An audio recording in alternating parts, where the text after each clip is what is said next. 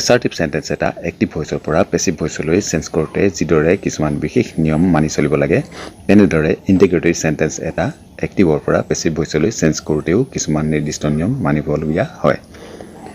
active voiceৰ integrative mode passive voiceটো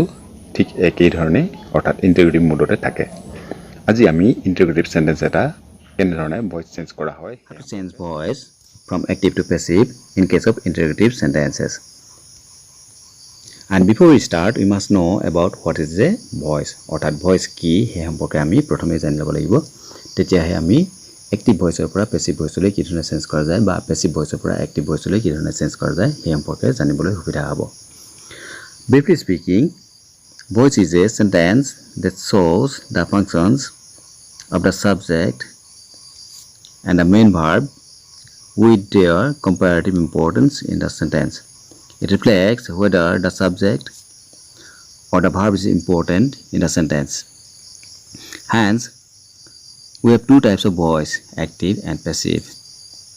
If emphasis upon the subject, the sentence is written in the active voice. Is upon the verb, the sentence is written in the passive voice. The importance of the subject plays a major role in making the sentence active or passive. অৰ্থাৎ আমি প্ৰথমতেই কোন ক্ষেত্ৰত active voice আৰু কোন ক্ষেত্ৰত passive voice ব্যৱহাৰ কৰা হয় এই সম্পৰ্কে আগতীয়াকৈ জানি লোৱাটো বেছি সুবিধাজনক হ'ব Secondly, what are the changes brought to make passive voice? অৰ্থাৎ passive voice কৰিবলৈ যাওঁতে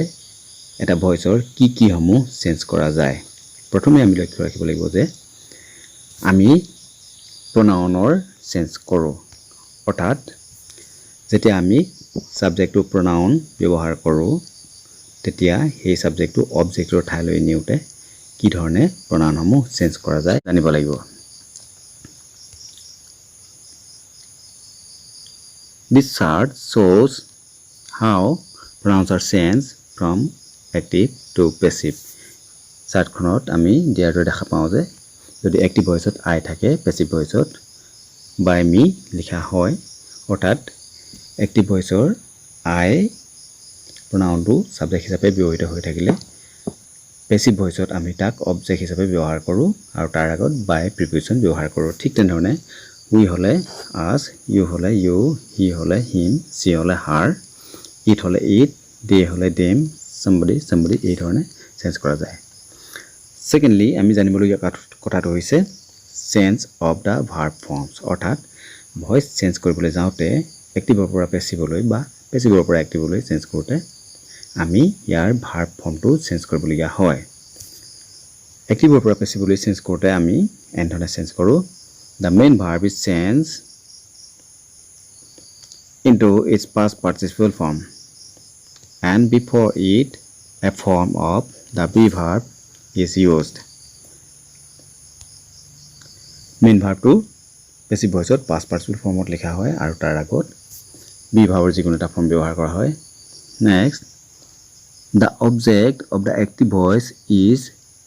brought to the place of the subject in the passive voice. If there are two objects, the direct object or the object nearest to the main verb is brought to the subject's place and the other object is left as a retained object. The subject in the active voice is transferred to the object's place in the passive voice. If the subject word is a pronoun, the form of the pronoun is changed appropriately. The preposition by is used before the subject word, which is placed in the object's place in the passive voice. If the main verb is no, the preposition to is generally used. এই ধৰণে pronoun বা subject বা objectৰ position সমূহ আমি change কৰি ল'বলগীয়া হয় এক্টিভৰ পৰা পেছিভ কৰোঁতে বা পেছিভৰ পৰা এক্টিভ কৰোঁতে আমি উলটাকৈ চেঞ্জ কৰোঁ এতিয়া আমি ইন্টিগ্ৰেটিভ সেন্টেন্স এটা বা ইন্টিগ্ৰেটিভ সেন্টেন্স সমূহ কি ধৰণে চেঞ্জ কৰা হয় সেই সম্পৰ্কে জানি ল'ব লাগিব আমি প্ৰথমে জানিবলগীয়া কথাটো হৈছে যে How many kinds of interrogative sentences are there? অৰ্থাৎ interrogative sentence সমূহত কেইটা ভাগত ভগোৱা হয় আমি পাওঁ যে interrogative sentence সমূহ সাধাৰণতে দুটা ভাগত ভগোৱা হয় inverted questions or yes no type questions আমি এই চাৰ্টখনত দেখা পাওঁ কি ধৰণে অতি সহজে active voice পৰা passive voice লৈ আমি চেঞ্জ কৰোঁ অৰ্থাৎ interrogative sentence এটা active voice পৰা passive voice লৈ আমি চেঞ্জ কৰোঁতে এনে ধৰণেই চেঞ্জ কৰোঁ চাৰ্টখনত টেন্স ওয়াইজত দেখুৱাই দিয়া হৈছে কি ধৰণে আমি past present আৰু future tenseৰ বিভিন্ন ফৰ্মত থকা অৰ্থাৎ simple continuous perfect continuous tense ফৰ্মত থকা এটা বাক্য কি ধৰণে এক্টিভৰ পৰা পেছিভলৈ চেঞ্জ কৰোঁ যেতিয়া আমি past tenseত লওঁ এটা বাক্য and if we write it in the past simple tense then we will write did you play cricket in passive we will write was cricket played by you ঠিক তেনেধৰণে past continuous লিখা হয় were you playing cricket active আৰু passive লিখা হয় was cricket being played by you ঠিক এই ধৰণে perfect tense had you played cricket in passive form had cricket been played by you past perfect continuous tense active had you been playing cricket in passive we will write had cricket been being played by you ঠিক তেনেধৰণে present tenseৰ ক্ষেত্ৰত simple present tenseত যদি আমি এটা sentence active voiceত লওঁ do you play cricket in passive we will write is cricket played by you present continuous are you playing cricket in active and in passive is cricket being played by you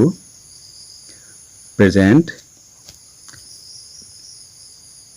continuous present perfect have you played cricket has cricket been played by you present perfect continuous tense have you been playing cricket passive voice has cricket been being played by you future tense future simple active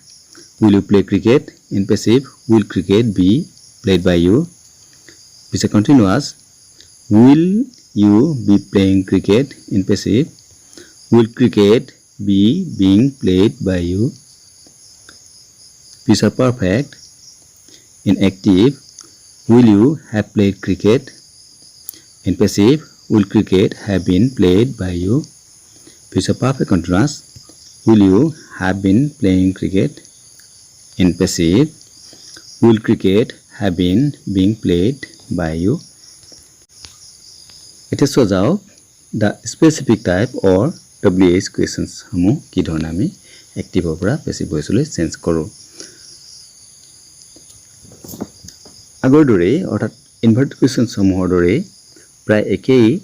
নিয়ম অনুসৰি specific question সমূহ বা WH question সমূহ আমি এক্টিভৰ পৰা পেছিভলৈ change কৰিব পাৰোঁ চাৰ্টখনত সম্পূৰ্ণৰূপে দেখুওৱা হৈছে কি ধৰণে এক্টিভ ভইচৰ সেন্টেন্স এটা পেছিভ ভইচলৈ চেঞ্জ কৰা হয় past simple who played cricket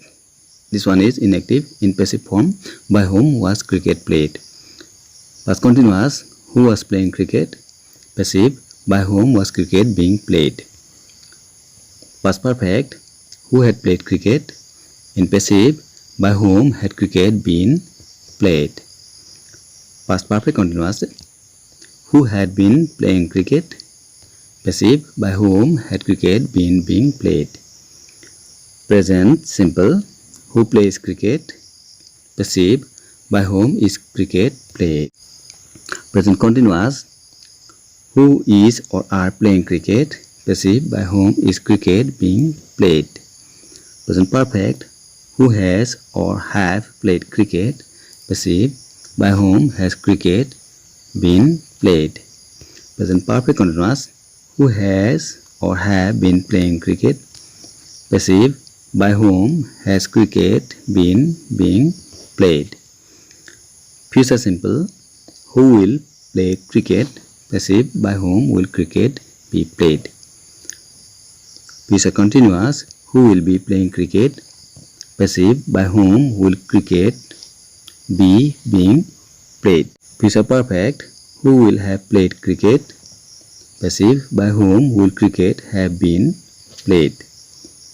Future perfect continuous, who will have been playing cricket. Passive, by whom will cricket have been being played. এই ধৰণে আমি যদি চাৰ্টখনৰ সহায়ত এক্টিভৰ পৰা পেছিভ কি ধৰণে কৰিবলৈ পৰা যায় সেই বিষয়ে অধ্যয়ন কৰিবলৈ চেষ্টা কৰোঁ অতি সহজেই আমি ইন্টিগ্ৰেটেড সেন্টেন্স এটা এক্টিভৰ পৰা পেছিভলৈ চেঞ্জ কৰিব পাৰোঁ আৰু ইয়াৰ বিপৰীতে পেছিভৰ পৰা এক্টিভলৈ আমি অতি সহজেই চেঞ্জ কৰিব পাৰিম যিধৰণে ইনভাৰ্টেড কোৱেশ্চন এটা আমি চাৰ্টখনৰ সহায়ত এক্টিভ ভয়েসৰ পৰা পেছিভ ভয়েসলৈ কি ধৰণে সহজে চেঞ্জ কৰিব পাৰি বা পেছিভ ভয়েসৰ পৰা এক্টিভ ভয়েসলৈ কি ধৰণে সহজে চেঞ্জ কৰিব পাৰি সেই সম্পৰ্কে জানিব পাৰোঁ ঠিক এই ধৰণে ডব্লিউএছ কোৱেশ্চন সমূহ একেদৰে চাৰ্টখনৰ সহায়ত যদি আমি চাৰ্টখন ভালদৰে বুজি লওঁ তেনেহলে আমি অতি সহজে এক্টিভ টু পেছিভ অৰ পেছিভ টু এক্টিভ কৰিব পাৰিম আশা কৰোঁ ভিডিঅ'টো আপোনালোকৰ ভালেই লাগিল এনে ধৰণৰ ভিডিঅ'সমূহ পাই থাকিবৰ বাবে চেনেলটো নিশ্চয়কৈ সাবস্ক্ৰাইব কৰি ল'ব চেনেলটো লাইক শেয়াৰ কমেন্ট